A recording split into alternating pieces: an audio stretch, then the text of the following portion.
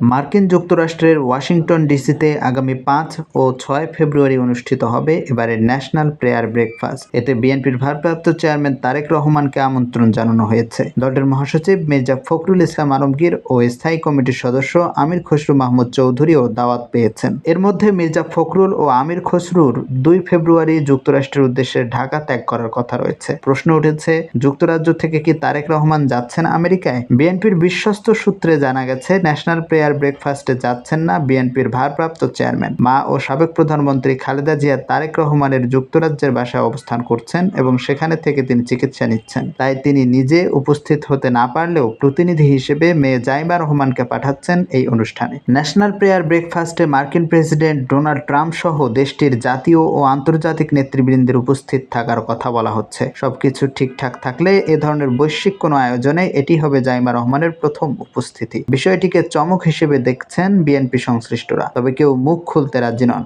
এছাড়া যুক্তরাষ্ট্রে যেতে জাইমা রহমানের ভিসা ও অন্যান্য প্রয়োজনীয় কাগজপত্র প্রস্তুতির বিষয়টিও জড়িত। অনুষ্ঠানটিতে জাইমা রহমানের যোগ দেওয়ার বিষয়ে জানতে চাইলে আমির খসরু মাহমুদ চৌধুরী বলেন, তিনি ২ ফেব্রুয়ারি ঢাকা থেকে রওনা দেবেন। আর জাইমা রহমানের যোগ দেওয়া নিয়ে তিনি মুখ খোলেননি, রহস্য রেখে বলেছেন অপেক্ষা করেন। যুক্তরাষ্ট্রের ন্যাশনাল প্রেয়ার ব্রেকফাস্ট বার্ষিক অনুষ্ঠান। সাধারণত ফেব্রুয়ারির প্রথম বৃহস্পতিবার ওয়াশিংটনে এটি অনুষ্ঠিত হয়, যেখানে অংশ নেন যুক্তরাষ্ট্রের জাতীয় ও আন্তর্জাতিক নেতৃবৃন্দ।